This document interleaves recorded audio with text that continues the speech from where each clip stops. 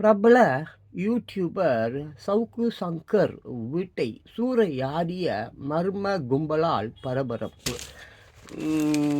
எடப்பாடி பழனிசாமி அண்ணாமலை கண்டனம். பூரா அந்த வீடியோ தாங்க பார்த்தேன். கிளிப்பிங்ஸ் எல்லாம் போதும். எல்லா மீடியா நம்ம தமிழகமே பற்றி கொண்டு எரிகிறதுன்னு கூட சொல்லலாம். இந்த பேப்பரில் கடைசி பக்கத்தில் போட்டிருக்காங்க. அதுவும் மர்ம கும்பல்னு நல்லா தெரியுதுங்க அந்த வீடியோவில். அவங்க யார் திருட்டு பசங்களா என்ன எது தெரியும். சரி, நமக்கு தேவையில்லை விடுங்களேன். ஏன்னா அவர் பாவம் சவுக்கு சங்கர் ஃப்ரம் பிகினிங் எனக்கு அவரை பற்றி அவர்களுக்கு தெரியும். ஆமாம், திமுகவை வளர்த்து விட்டவரே அவர் தான். திமுக இன்னைக்கு அதே திமுகவா இல்லை காங்கிரஸ்கார அந்த பெருந்தகையா யாரோ என்னமோ சரியா தெரியலங்க. பட் ஆனால் இது தமிழ்நாடு இல்லைங்க. இப்போது மலம் நாடு, மலம் இல்லை, பி நாடு. தமிழ்நாடு இல்லைங்க, பி நாடு. ஒவ்வொரு தமிழனும் வேதனைப்படணுங்க. இது தமிழகத்துக்கு தமிழ்நாட்டு அரசுக்கு கிடைத்த அவமானம். இந்த ஃபாரினர்ஸ் எல்லாம் பார்க்குறாங்கங்க, அமெரிக்கன்ஸ், ரஷ்யன்ஸ் எல்லாரும் பார்க்குறான். ஒரு வீட்டுக்குள்ளார அந்த வேங்கை வயலில் தான் அந்த வாட்டர் டேங்கில் பீயை கலந்தீங்க. ஒரு வீட்டுக்குள்ளார அவரும் தூங்கக்கூடிய எவ்வளோ வைரஸ் எங்கெங்கேருந்து அந்த பீயாலின்னு வந்தான். எவ்வளோ வைரஸ் இப்போ அந்த வீட்டுக்குள்ளே புகுத்திட்டான். இந்த வைரஸ் அந்த ஏரியாவையே தாக்கும். அந்த ஏரியா தாக்கி இந்த நாட்டையே தாக்கும். எவ்வளோ பெரிய கேவலம், எவ்வளோ பெரிய அசிங்கம். தமிழக அரசு அவமானப்பட வேண்டும். வளர்ச்சி என்கின்ற நான் தான்டா தமிழன் என்பவர்கள் எல்லோரும் தூக்கு போட்டுக்கிட்டு சாவுங்க. இவ்வளோ பெரிய அசிங்கம் உலகம் பார்க்கிறது. அமெரிக்கா பார்த்து தமிழ்நாட்டை இதுதானா தமிழ்நாடுன்னு சொல்லி துப்பி கொண்டிருக்கிறது. அப்பேற்பட்ட ஒரு அசிங்கம். இளைஞர்கள் நீங்கள் இதெல்லாம் பார்த்துக்கிட்டு சும்மா இருந்தால் நாளைக்கு உன் வீட்டுக்கு, உன் பொண்டாட்டி வீட்டுக்கு, உன் பிள்ளை வீட்டுக்கு, உன் பேரன் வீட்டுக்குலாம் வருவாங்க. தயவு செஞ்சு மானம், ஈனம், சூடு சொரணை, பீ தின்னாமல் சோத்துனா கொஞ்சம் இதெல்லாம் கேள்வி கேளுங்கள். இந்த பதிவு ஆனது மாண்புமிகு தமிழ்நாட்டின் முதலமைச்சர் ஸ்டாலின் அவர்களுக்கு. ஆமாம், தலைவர் அவர்களே, எனக்கு உங்கள் அப்பாவை தான் பிடிக்காது. ஏன்னா நான் எம்ஜிஆர் பித்தன். அதனால் எனக்கு தெரியும் உங்கள் அப்பா பற்றி, அதை பற்றி நான் பேச வரல. ஆனால் தமிழ்நாட்டில் இன்று நடந்த ஒரு மலம் சம்மந்தம் தான் இந்த வேங்கை வயலில் எப்படி வாட்டர் டேங்கில் மலத்தை கலந்துட்டாங்க. Same like that. இன்னைக்கு அவர் ஈஸ் ஒரு ஜேர்னலிஸ்ட். அவர் நல்லவரோ கெட்டவரோ எனக்கு அது தெரியாது.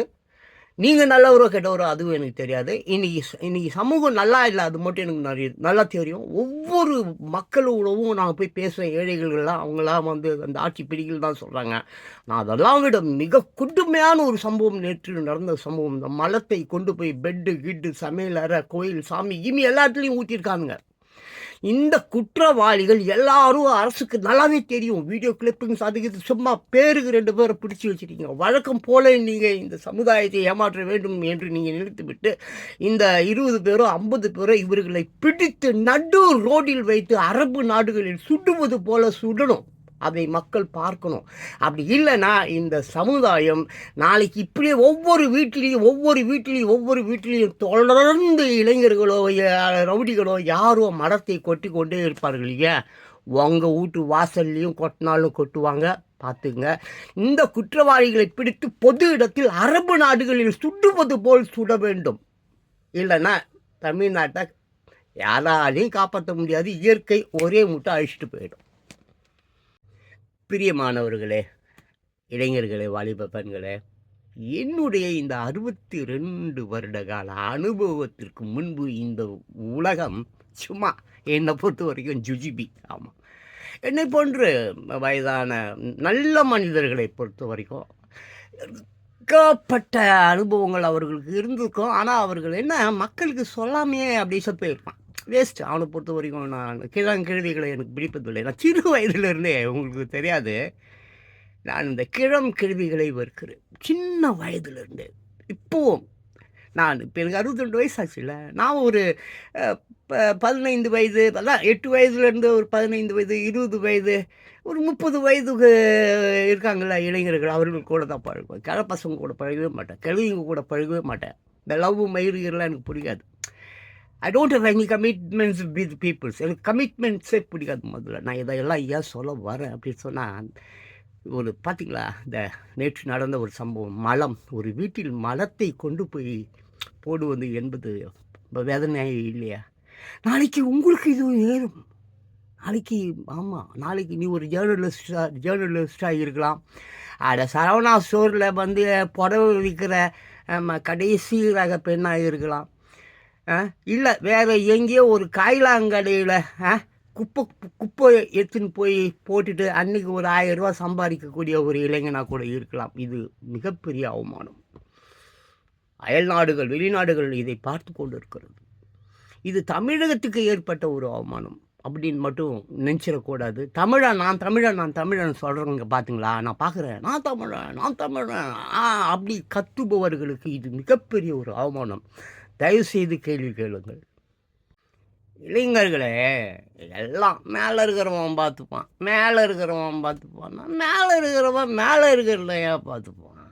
அவன் ஏன் கீழே பார்க்க போகிறான்? இப்போ ஒரு மலை மேலே ஒருத்தன் ஏறி போயிட்டான், மலை பிச்சுக்கு போயிட்டாயா. அப்படியே கஷ்டப்பட்டு ஆமாம் ஏணி எல்லாம் நீ வச்சுருப்ப, தோல்லெல்லாம் அவனை வந்து தூக்கி விட்டுருப்ப, தவி கஷ்டப்பட்டு ரத்தத்தை சிந்தி காட்டு மிருகம் எல்லாத்தையும் மேய்ஞ்சி போயிட்டான், மேலே போயிட்டான். அவன் என்ன மயிருக்கு கீழே பார்க்க போகிறான்? அவன் தான் மேலே போயிட்டான். கீழே இருக்கிறவன் தான் ஏன் நக்கின்னு கீழே இருக்கிறவனையே பார்த்துன்னு சுற்றின்னு இருக்கணும். இப்போ கீழே ஒருத்தன் கெட்டுன்னுக்குறான். மேலே வாள் இருந்தாலேருந்து பார்த்தா ஓரளவுக்கு தெரியும், யாரோ ஒருத்தன் ஒரு பொண்ணை கெடுக்கிறான், பாலியல் தொலை கொடுத்துன்னு இருக்கிறான். அப்போ அந்த பொண்ணு நினச்சா வேணா தப்பிக்க முடியும்.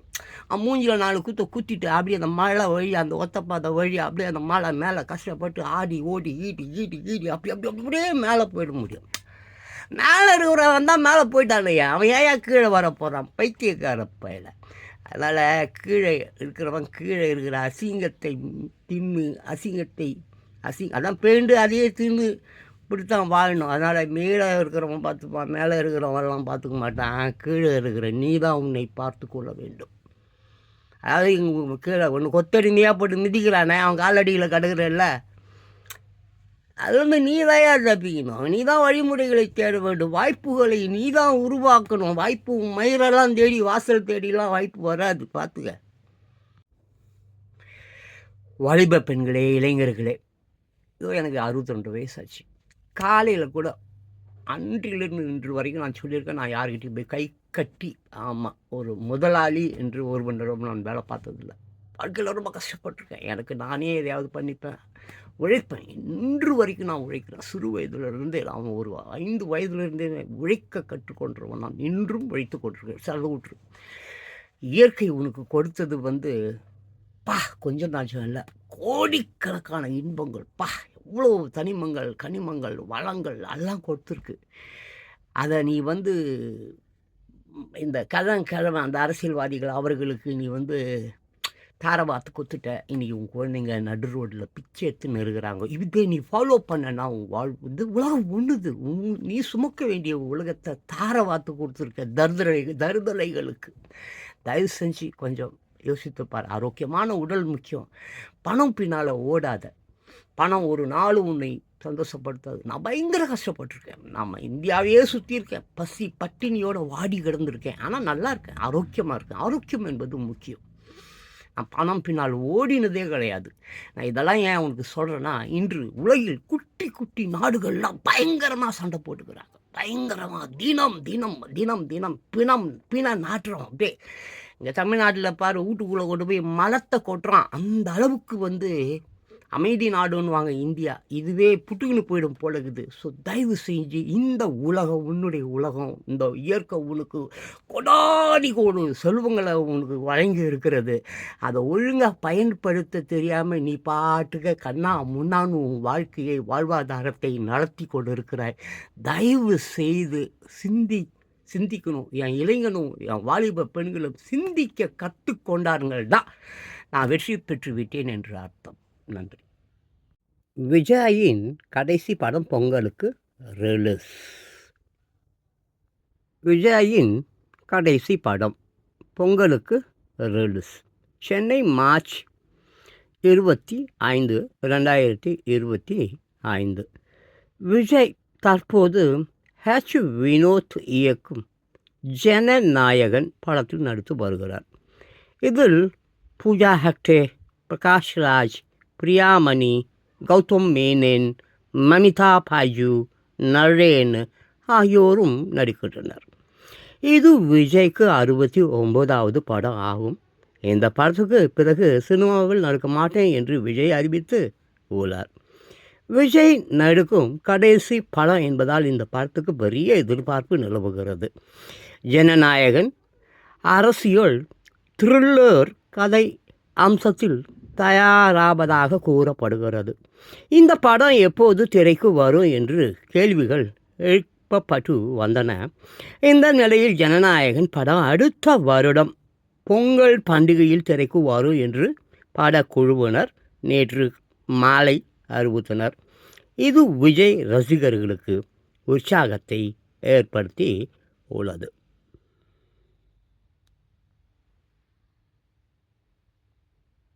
சூடு பிடிக்கும் மண்பானை விற்பனை.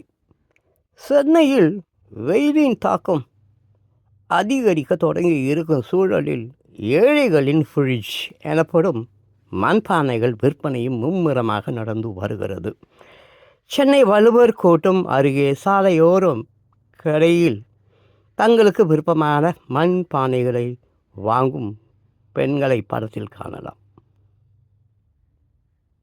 கயத்தாறு கோவிலில் புகுந்து நகை கொள்ளை. புதிதாக வாங்கிய மணியையும் மர்ம நபர்கள் தூக்கிச் சென்றனர். புதுடெல்லி ரூபாய் 15 லட்சம் லஞ்சம் வாங்கிய நெடுஞ்சாலை ஆணைய அதிகாரி உள்பட 4 பேர் கைது. சிபிஐ நடவடிக்கை. சென்னை பல்கலைக்கழகங்களில் காலியாக உள்ள துணைவேந்தர் பணியிடங்களை உடனடியாக நிரப்ப வேண்டும். டாக்டர் ராமதாஸ் வலியுறுத்தல். கண்ணூர் பாஜனதா தொண்டர் கொலை வழக்கில் 8 பேருக்கு ஆயுள் தண்டனை. கேரள கோர்ட் தீர்ப்பு. காசா ஆஸ்பத்திரி மீது இஸ்ரேல் தாக்குதல். ஹமாஸ் முக்கிய பிரமுகர் உள்பட 2 பேர் சாவு. மும்பை ஐஐடிக்குள் முதலை புகுந்ததால் பரபரப்பு.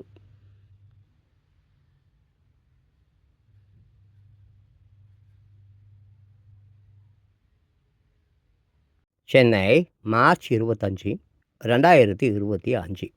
+2 பொதுத் தேர்வு இன்றுடன் நிறைவு அடைகிறது. பள்ளிகளுக்கு பலத்த போலீஸ் பாதுகாப்பு. தமிழகத்தில் மாநில பாடத்திட்டத்தின் கீழ் பயிலும் மாணவர்களுக்கான +2 வகுப்பு பொது தேர்வுகள் கடந்த 5ஆம் தேதி தொடங்கி இன்றுடன் செவ்வாய்க்கிழமை நிறைவு அடைகிறது. தேர்வு முடிவுகள் மே மாதம் 5ஆம் தேதி வெளியாகிறது. ஒவ்வொரு ஆண்டும் பொது தேர்வுகள் நிறைவடைந்த மகிழ்ச்சியை பள்ளி மாணவர்கள் சக மாணவர்களுடன் உற்சாகமாக கொண்டாடுவர். குறிப்பாக வண்ண கலர்களை பூசிக்கொண்டும் இங்கு தெளித்து விளையாடியும் மகிழ்வர். சில நேரங்களில் மாணவர்கள் விரும்பத்தகாத செயல்களிலும் ஈடுபடுவர். பொது தேர்வு முடிந்த நாளன்று மாணவர்கள் அமைதியாக பள்ளி வளாகத்தை விட்டு செல்ல பள்ளி வளாகத்திற்கு உள்ளேயும் வெளியேயும் பாதுகாப்பு பணியில் போலீசாரை ஈடுபடுத்தி பள்ளி தலைமை ஆசிரியர்களுக்கு பள்ளி கல்வித்துறை உத்தரவு இட்டு உள்ளது. உள்ளூர் போலீஸ் நிலையங்கள் மூலம் போலீசாரை பாதுகாப்பு பணிக்கு அமர்த்திவிட பள்ளி தலைமை ஆசிரியர்கள் நடவடிக்கை மேற்கொள்ளவும் பள்ளி கல்வித்துறை அறிவுறுத்து உள்ளது.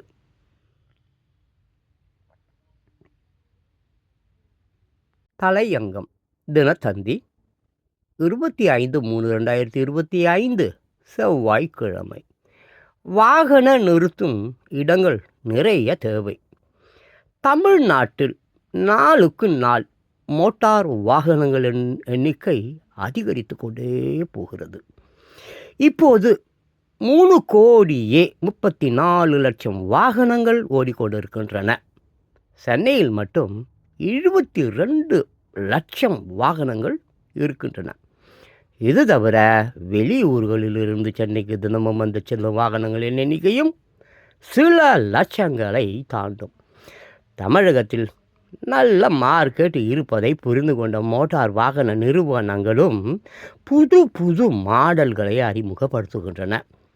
இப்போது கார் என்பது வசதி படைத்தவர்களின் வாகனம் என்ற நிலை மாறி வங்கிகள் குறைந்த வட்டியில் கடன் கொடுப்பதாலும் அரசு மற்றும் தனியார் நிறுவனங்களில் பெட்ரோல் அலவன்ஸ் தருவதாலும் நடுத்தர மக்களும் கார் வாங்கி விடுகிறார்கள்.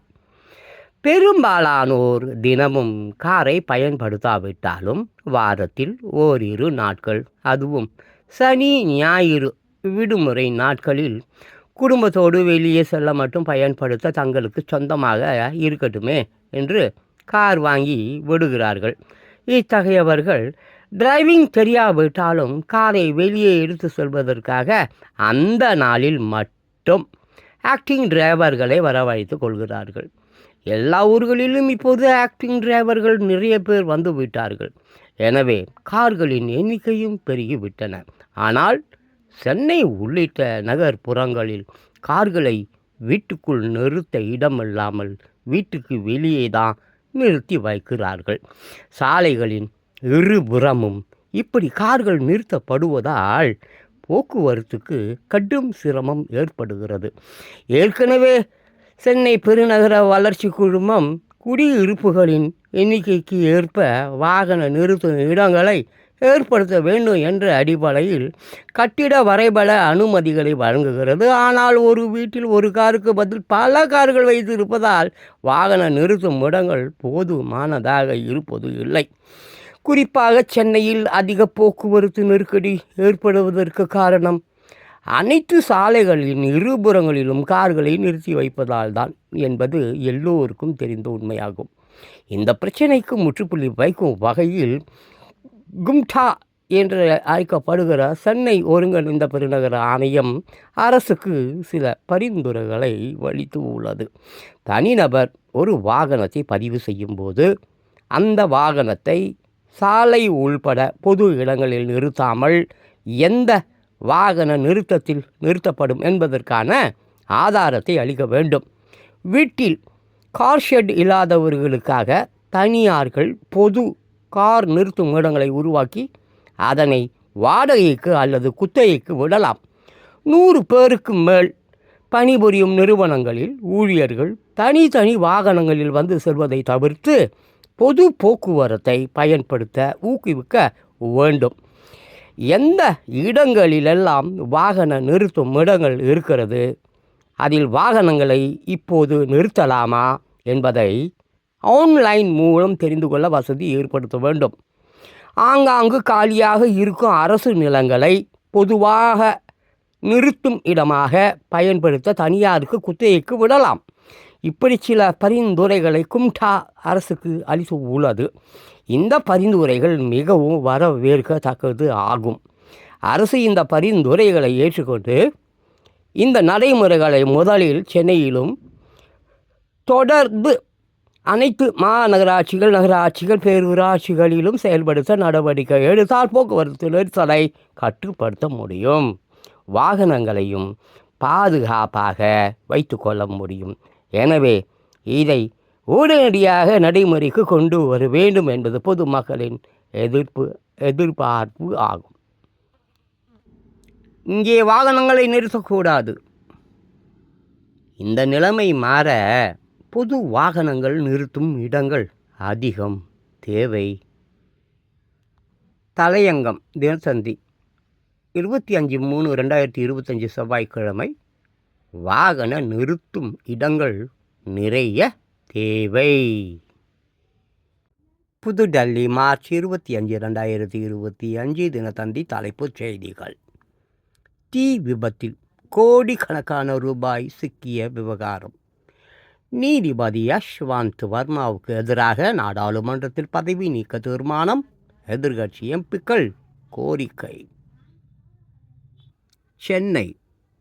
திமுக அரசின் முறைகேடுகளை அம்பலப்படுத்துவோர் மீது அடக்குமுறையா? மத்திய இணை மந்திரி அல்முருகன் கண்டனம். பிரயாக்ராஜ் தினத்தந்தி. தலைப்புச் செய்திகள். அந்தரங்க வீடியோவை வெளியிட்டதாக வழக்கு. திருமணம் செய்ததால் கணவர் மனைவியின் உரிமையாளர் ஆகிவிட முடியாது. அலகாபாத் ஹைகோர்ட் கருத்து. மும்பை நாக்பூர் வன்முறையில் கைதான 2 குற்றவாளிகளின் வீடுகள் இடிப்பு. ஹைகோர்ட் தடை விதித்ததால் பரபரப்பு. மதுரை கடவுள்கள் சரியாக தான் இருக்கிறார்கள், சில மனிதர்கள் தான் சரியாக இல்லை. திருப்பரங்குன்றம் மலை குறித்த வழக்கில் மதுரை ஹைகோர்ட் நீதிபதிகள் கருத்து. சென்னை 100 நோயாளிகளுக்கு அதிநவீன இலவச பல் சிகிச்சை. டாக்டர் குணசீலன் ராஜன் அறிவிப்பு. வணிக பகுதி. மும்பை பங்கு சந்தை சென்செக்ஸ் 6 வாரங்கள் காணாத உயர்வு. ஜப்பான் கம்பெனியின் பங்குகளை வாங்குகிறது மஹிந்திரா. நடப்பாண்டின் நஷ்டத்தை ஈடுகட்டி ரூபாய் மதிப்பு உயர்ந்தது. டேட்டா சென்டர் தொழில் பாதிப்பு உயர்வு. விவசாயிகளுக்கு இணையாக நடத்த சிறிதே இலை விவசாயிகள் கோரிக்கை. இல்லைங்கண்ணே வாலிப பெண்ணே, திஸ் லைஃப் இன்னும் இந்த வாழ்க்கை இருக்குதுல்ல, ஜஸ்ட் 3 அவ்வளோதான். இதை நீ ஃபாலோ பண்ணிட்டீன்னா உன் வாழ்க்கை நல்லா இருக்கும். 1, நீ இரவு தூங்குவதற்கு முன்பு இன்னைக்கு எவ்வளோ பாவங்கள் செய்தோம் என்பதை கணக்கெடுத்தல். மற்றொன்று, இன்னைக்கு 1000 கோபங்கள் உனக்கு வந்திருக்கும், அந்த 1000 கோபங்களையும் நீ அடக்கி விட்டாயா என்பது. 3வது, 1000 கோபங்கள் வந்தது இல்லையா, அதில் ஏதோ ஒரு கோபத்துக்கு நீ என்ன பண்ணியிருக்கணும், துடித்து எழுந்திருக்க வேண்டும். அதாவது கோபப்படாமல் இருந்து விடுதல். எதற்கு கோபப்பட வேண்டுமோ அதற்கு கோபப்படாமல் இருந்து விடுதல் தப்பது. ரைட்டா? இதுதான். 2வது நல்ல விஷயம் புரியுதுங்களா? பாருங்க, அன்பு உன்னுடைய அன்னை, அறிவு உன்னுடைய தந்தை, உலகம் உன்னுடைய கோவில். 4வது ஒன்று இருக்குது, அவன் ஒரே ஒருத்தவன் தான் தேவன். இது எம்ஜிஆர் பாடலில் இருக்குது. இதை மட்டும் நீ நன்றாக ஃபாலோ பண்ணி பாரு, வாழ்க்கை சூப்பராக இருக்கும், நீ வாழ்க்கையில் ஜெயிச்சிடுவ. ஸ்ரீபெரும்புதூரை சேர்ந்த கல்லூரி மாணவ மாணவிகள் சட்டசபை நிகழ்ச்சிகளை காண வந்தபோது அடுத்த படம்.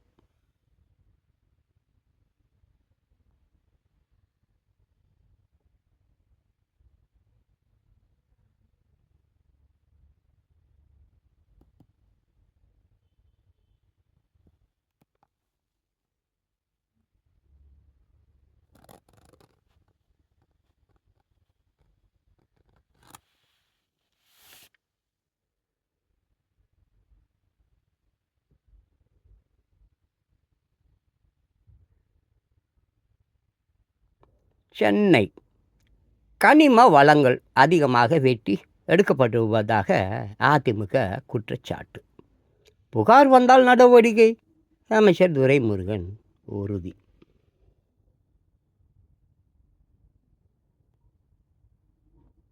சென்னை எடப்பாடி பழனிசாமி நதிநீர் பிரச்சனை குறித்து அண்டை மாநில முதல் மந்திரிகளுடன் ஏன் பேசவில்லை? அமைச்சர் துரைமுருகனுடன் எடப்பாடி பழனிசாமி விவாதம்.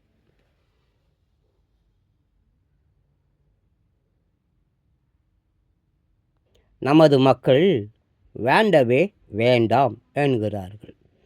கழிவு நீரை சுத்திகரித்து சிங்கப்பூர் மக்கள் குடிக்கிறார்கள். அமைச்சர் நேரு பேச்சு. எங்கள் தொகுதி மக்களுக்கு விவசாயம் தொழில் அல்ல, வாழ்க்கை. அதிமுக எம்எல்ஏ பேச்சு. திடீர் உடல் நல குறைவு. சட்டசபையில் உட்கார்ந்து பதில் அளித்த அமைச்சர் துரைமுருகன். சென்னை திருப்பரங்குன்றத்தில் ரூபாய் 32 கோடி செலவில் ரோப் கார். அமைச்சர் சேகர் பாபு அறிவிப்பு. ஆரம்ப சுகாதார நிலையத்தில் 15,886 பேருக்கு இதய நோய் சிகிச்சை. அமைச்சர் சுப்பிரமணியன். சென்னை சட்டசபைக்கு கையில் கட்டுடன் வந்த செல்வ பெருந்தகை.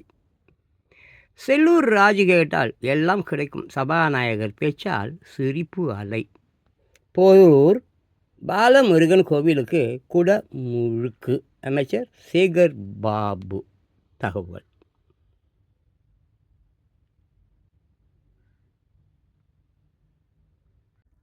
கடலூர் மார்ச் 25, 2025 தினத்தந்தி தலைப்புச் செய்திகள். 4 வயது சிறுவனை கொன்ற இளம் பெண்ணுக்கு இரட்டை ஆயுள் தண்டனை, கடலூர் கோர்ட் தீர்ப்பு. இட பிரச்சனையில் கார் டிரைவர் குடும்பத்தை பழிவாங்க. இரட்டை ஆயுள் தண்டனை விதிக்கப்பட்ட ரஞ்சிதாவை போலீசார் கோர்ட்டில் இருந்து வெளியே அழைத்து வந்தபோது எடுத்த படம்.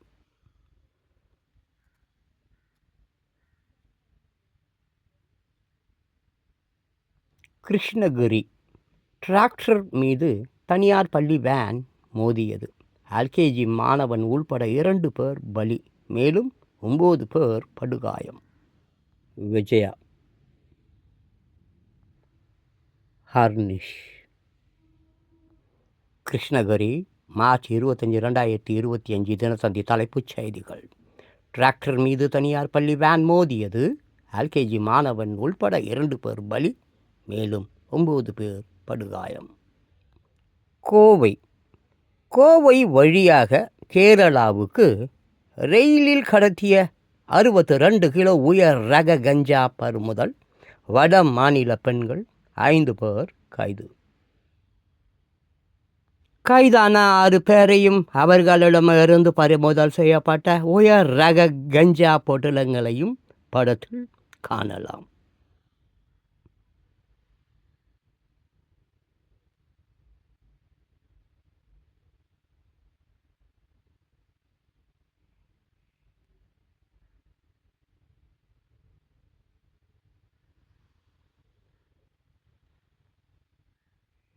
கோவை வழியாக கேரளாவுக்கு ரயிலில் கடத்திய 62 கிலோ உயர் ரக கஞ்சா பறிமுதல். வடமாநில பெண்கள் 5 பேர் கைது. ஈரோடு ஆசிரியை வீட்டில் 35 பவுன் நகை திருடிய வெள்ளைக்கார பெண் கைது. ஜாஸ்மின்.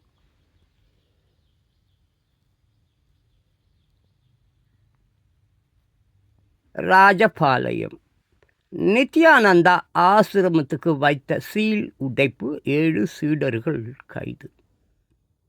ஆசிரமத்தில் இருந்து நித்யானந்தாவின் பெண் சீடரை போலீசார் வெளியேற்றிய காட்சி.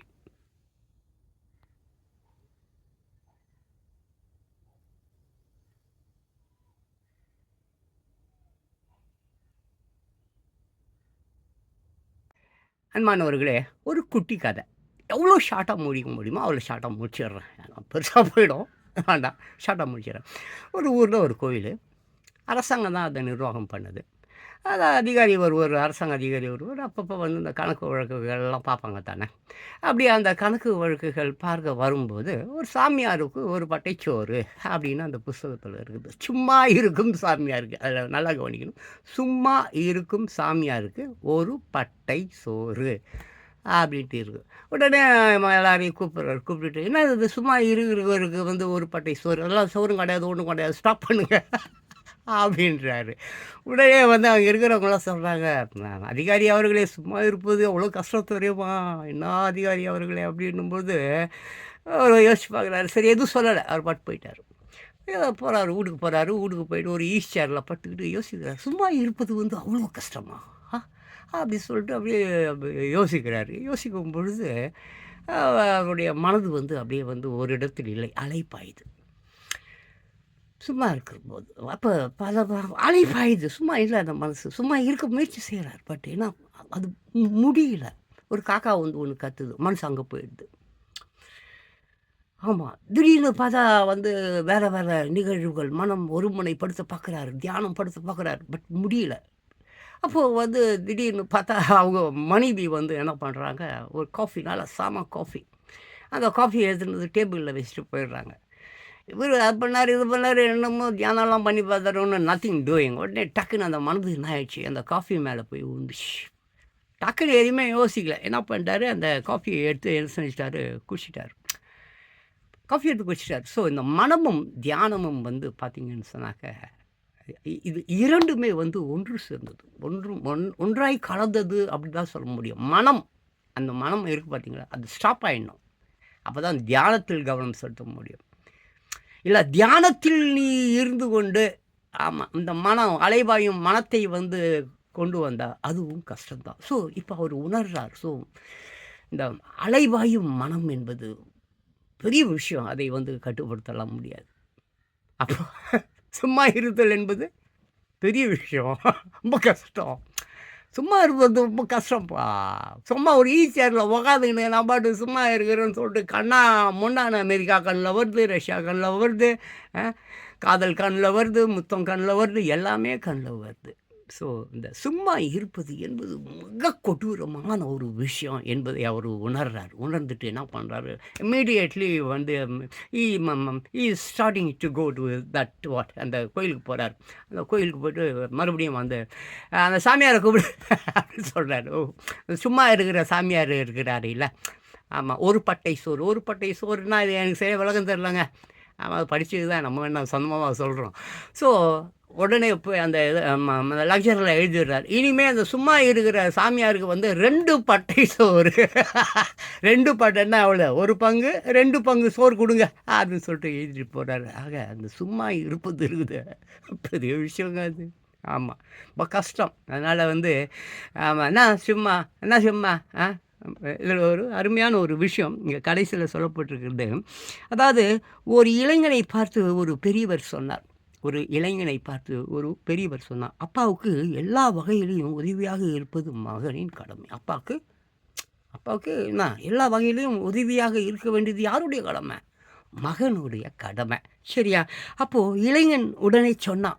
என்ன சொல்கிறான் இளைஞன் உடனே, ஐயா நான் தினமும் என் அப்பாவுக்கு உதவியாக தான் இருந்து வருகிறேன் அப்படின்னு சொல்கிறான். ஐயா நான் தினம் என் அப்பாவுக்கு உதவியாக தான் இருக்கிறேன் அப்படி சொல்கிறான். ரொம்ப மகிழ்ச்சி. உடனே அந்த பெரியவர் ரொம்ப மகிழ்ச்சி. உன் அப்பா என்ன செய்து கொண்டு இருக்கிறார் அப்படின்னு சொல்லிட்டு கேட்குறாரு. ரொம்ப மகிழ்ச்சிப்பா, சந்தோஷமாக இருக்குதுப்பாப்பா. இந்த மாதிரி பிள்ளைகள்லாம் பார்க்கும்போது அப்படியே சும்மா அப்படியே தேன் அருவியாக அப்படியே மனம் வந்து சும்மா அப்படியே பொங்கி எழுதுப்பா அப்படின்ற மாதிரி. நல்ல புள்ள தான் அப்படின்ற மாதிரி. உங்கள் அப்பா என்ன பண்ணின்னு இருக்கிறாரு அப்படி கேட்குறாரு. சும்மா தான் இருக்கிறாரு. என்ன பண்ணின்னு இருக்கிற உங்கள் அப்பா? சும்மா தான் இருக்கிறாரு. அப்போ அவருக்கு இவனுடைய பணிவிடை என்ன தேவை இருக்க போகிறது? நல்லா தான் பார்த்துக்கிறான், இவனும் சும்மா தானே இருக்கிறான். ஸோ அதுதான் வாழ்க்கை. அப்போது அதிகாரி நினைவு கலந்து சிரிக்கிறார். உள்ளே இருந்து மனைவி கேட்கிறார், என்ன சிரிப்பு அப்படின்னு மனைவி கேட்குது. சும்மாலாம் சிரிச்சேன் அதுதான். புரியுதா? What is life? சும்மா தான்ப்பா, சும்மா. அப்போ அதிகாரி வந்து என்னது, அலைப்பாய்கிற மனதை அடக்க போயின்று அது முடியாமல் சோர்ந்து போனார். சும்மா இருப்பது எவ்வளோ பெரிய விஷயம் தெரியுங்களாங்க, ரொம்ப கஷ்டம். ஆமாம் என்பது அவருக்கு புரிந்தது. உடனே மறுபடியும் புறப்பட்டு அந்த கோயிலுக்கு போனார். நம்ம சொன்னோம்ல, அங்கே போயிட்டு 2 படம் சோறு அவனுக்கு கொடுங்கடா அப்படின்னு சொல்லிட்டாரு. ஸோ இதிலிருந்து நமக்கு தெரிந்த நீதி கதை என்ன, அறம் என்பது என்னவென்றால், சும்மா இருப்பது என்பது அவ்வளோ கஷ்டம். அதனால் தயவு செஞ்சு இளைஞர்களை, வாலிப பெண்களே, உங்கள் வாழ்வாதாரம் சும்மா இருப்பதில் இல்லை. ஆமாம், ஒரு நாளைக்கு 18 மணி நேரம் நீங்கள் உழைத்து பாருங்களேன், உங்கள் வாழ்க்கை சூப்பராக இருக்கும். நல்லதோ கெட்டதோ, எங்கள் அப்பா எனக்கு சொல்லியிருக்கிறாரு, ஜான் பாஸ்கோ, நல்லதோ கெட்டதோட ஒரு நாளைக்கு ஒரு 5 ரூபாவாது சம்பாரிச்சு நீ சாப்பிட்ற. அப்படி நீ ஒரு நாளைக்கு ஒரு 5 ரூபா சம்பாதிக்கல வையன். 5 ரூபா அந்த காலத்தில் சொன்னார். இப்போ ஒரு நாளைக்கு ஒரு 500 ரூபா வேணும். ஒரு 500 ரூபா இந்த காலத்தில், ஆமாம், ஆளுக்கு சம்பாதிக்கலைன்னா அந்த குடும்பம், ஒரு குடும்பத்தில் 10 பேர் இருக்கிறாங்கங்க, 10க்கு 10 வீட்டில் பாவங்க. 10க்கு 10 ரூம், தட் மீன்ஸ் வெறும் 100 ஸ்கொயர் ஃபீட்டில் 10 பேர் எப்படிங்க தூங்குறது? எப்படிங்க அந்த குழந்தைங்கள் கூட அந்த கணவன் மனைவி உடலுறவு வச்சுப்பாங்க? எப்படி யோசிச்சு பாருங்க. இதெல்லாம் வந்து மாறணுங்க. Okay, thank you. மூன்றெழுத்தில் என் மூச்சிருக்கும், அது முடிந்த பின்னாலும் பேச்சிருக்கும். உள்ளம் என்றொரு ஊர் இருக்கும், அந்த ஊருக்குள் எனக்கு ஒரு பேர் இருக்கும். அந்த மூன்றெழுத்தில் என் மூச்சிருக்கும், அது முடிந்த பின்னாலும் பேச்சிருக்கும். உள்ளம் என்றொரு ஊர் இருக்கும், அந்த ஊருக்குள் எனக்கு ஒரு பேர் இருக்கும். கடமை, அது கடமை, கடமை, அது கடமை. அந்த மூன்றெழுத்தில் என் மூச்சிருக்கும், அது முடிந்த பின்னாலும் பேச்சிருக்கும். உள்ளம் என்றொரு ஊர் இருக்கும், அந்த ஊருக்குள் எனக்கு ஒரு பேர் இருக்கும். பதவி வரும்போது பணிவும் வர வேண்டும், துணிவும் வர வேண்டும் தோழா. பதவி வரும்போது பணிவும் வர வேண்டும், துணிவும் வர வேண்டும் தோழா. அன்பே உன் அன்னை, அறிவே உன் தந்தை, உலகே உன் கோயில், ஒன்றே உன் தேவன். அந்த மூன்றெழுத்தில் என் மூச்சிருக்கும், அது முடிந்த பின்னாலும் பேச்சிருக்கும். உள்ளம் என்றொரு ஊர் இருக்கும், அந்த ஊருக்குள் எனக்கு ஒரு பேர் இருக்கும். கடமை, அது கடமை, கடமை. வாழை மலர் போல பூமி முகம் பார்க்கும், கோழை குணம் மாற்று தோழா. நாளை உயிர் போகும், இன்று போனாலும் கொள்கை நிறைவேற்று தோழா. வாழை மலர் போல பூமி முகம் பார்க்கும், கோழை குணம் மாற்று தோழா.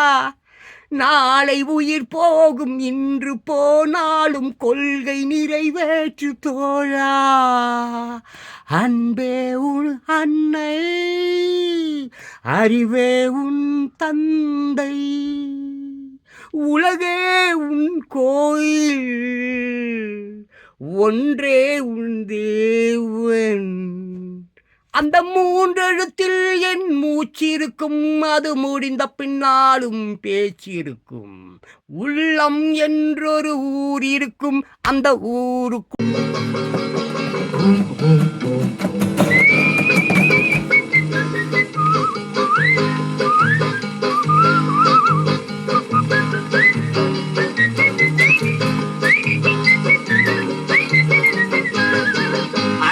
படைச்சான், எங்கிட்ட கொடுத்தான், அனுபவி ராஜான்னு அனுப்பி வச்சான். என்ன அனுபவி ராஜான்னு அனுப்பி வச்சான். ஆண்டவன் படைச்சான், எங்கிட்ட கொடுத்தான், அனுபவி ராஜான்னு அனுப்பி வச்சான். என்ன அனுபவி ராஜான்னு அனுப்பி வச்சான்.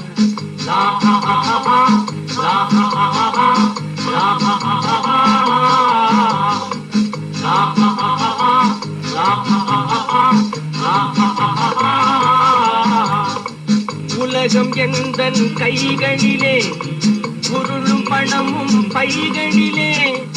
உலகம் எந்தன் கைகளிலே, பொருளும் பணமும் பைகளிலே. யோசிச்சு பார்த்தா நானே ராஜா, பரிவ பருவம் கிடைப்பது லேசா. உல்லாசம் சல்லாபம் எல்லாமும் இங்கேடா குண்டு.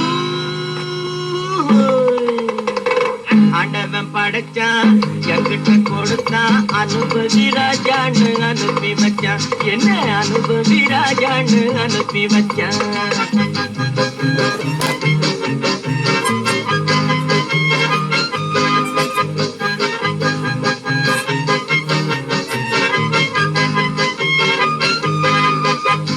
நடந்ததை எண்ணி கவலைப்பட்டால் அவன் மடையன். நடந்ததை எண்ணி கவலைப்பட்டால் அவன் மடையன். ஆஹா, நடப்பதை எண்ணி வருத்தப்பட்டால் அவன் மூடன். போடா வருவது வரட்டும் என்பவனே நல்ல ரசிகன். அவன் இவனே இவன் அவனே.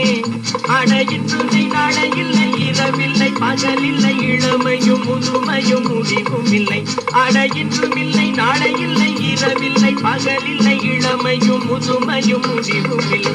ஓஹோ ஆண்டவன் படைச்சான், எங்கிட்ட கொடுத்தான், அனுபவி ராஜான்னு அனுப்பி வச்சான். என்ன அனுபவி ராஜான்னு அனுப்பி வச்சான்.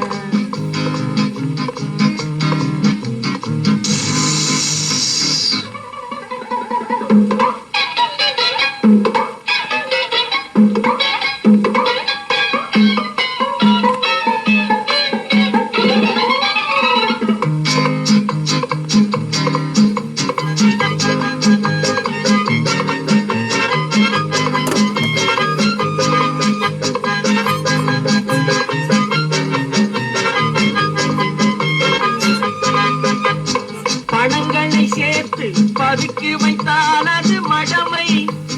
பணங்களை சேர்த்து பதுக்கி வைத்தால் அது மடமை. ஆஹா பகவான் படைத்த பணமெல்லாம் பொது உடைமை. கையில் கிடைத்ததை வீசி ரசிப்பதுதான் என் கடமை. அந்த பெருமை எந்த உரிமை. நல்ல வெள்ளி துண்டு அள்ளிக்கிட்டு துள்ளி துள்ளி ஆடவிட்டு சிரிப்பதும் மகிழ்வதும் தனி மகிமை. நல்ல வெள்ளி துண்டு அள்ளிக்கிட்டு துள்ளி துள்ளி ஆடவிட்டு சிரிப்பதும் மகிழ்வதும் தனி மகிமை. ஓஹோ ஆண்டவன் படைச்சான், எங்கிட்ட கொடுத்தான், அனுபவி ராஜான்னு அனுப்பி வச்சான். என்ன அனுபவி ராஜான்னு அனுப்பி வச்சான்.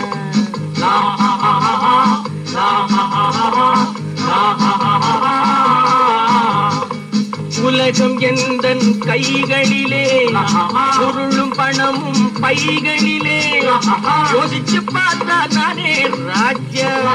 வாலிப பருவம் உல்லாசம் எல்லாமும் இங்கேடா. ஆண்டவன் படைச்சான், எங்கிட்ட கொடுத்தான், அனுபவி ராஜான்னு அனுப்பி வச்சான். என்ன அனுபவி ராஜான்னு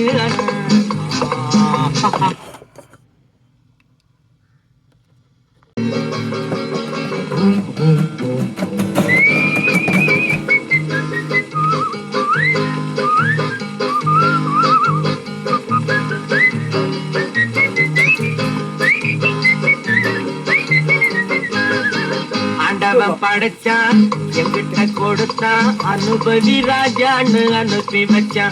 என்ன அனுபவி ராஜான்னு அனுப்பி வச்சான். ஆண்டவன் படைச்சான், எங்கிட்ட கொடுத்தான், அனுபவி ராஜான்னு அனுப்பி வச்சான். என்ன அனுபவி ராஜான்னு அனுப்பி வச்சான்.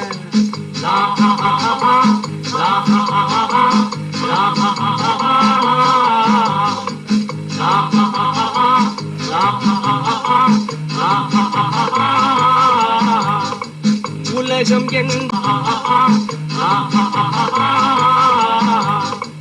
உலகம் எந்தன் கைகளிலே, பொருளும் பணமும் பைகளிலே. உலகம் எந்தன் கைகளிலே, பொருளும் பணமும் பைகளிலே. யோசிச்சு பார்த்தா நானே ராஜா. வாலிப பருவம் கிடைப்பது லேசா. உல்லாசம் சல்லாபம் எல்லாமும் இங்கேடா குண்டு. ஆண்டவன் படைச்சான், எங்கிட்ட கொடுத்தான், அனுபவி ராஜான்னு அனுப்பி வச்சான். என்ன அனுபவி ராஜான்னு அனுப்பி வச்சான்.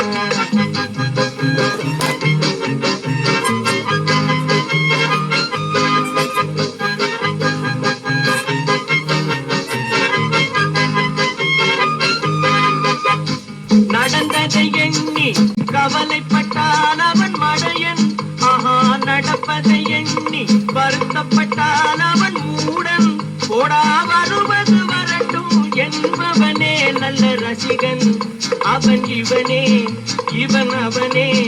அட இன்றும் நாளை இல்லை, இரவில்லை பகலில்லை, இளமையும் முதுமையும் முடிவும் இல்லை. அட இன்றும் இல்லை நாளை இல்லை, இரவில்லை பகலில்லை, இளமையும் முதுமையும் முடிவும் இல்லை. ஓஹோ ஆண்டவன் படைச்சான், எங்கிட்ட கொடுத்தான், அனுபவி ராஜான்னு அனுப்பி வச்சான். என்ன அனுபவி ராஜான்னு அனுப்பி வச்சான்.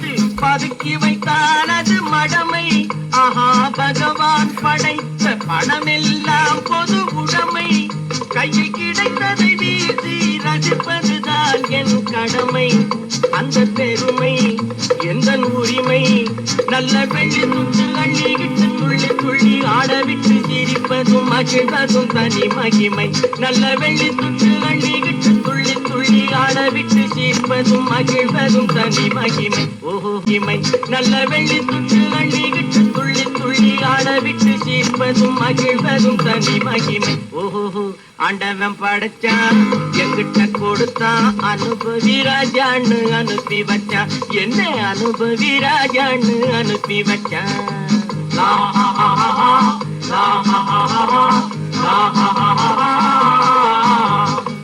உலகம் எந்த கைகளிலே பொருளும் பணமும் பைகளிலே யோசிச்சு பார்த்தா நானே ராஜ்யா வாலிப பருவம் உல்லாசம் எல்லாமும் இங்கேடா ஆண்டவன் படைச்சான் எங்கிட்ட கொடுத்தான் அனுபவி ராஜான்னு அனுப்பி வச்சான் என்ன அனுபவி ராஜான்னு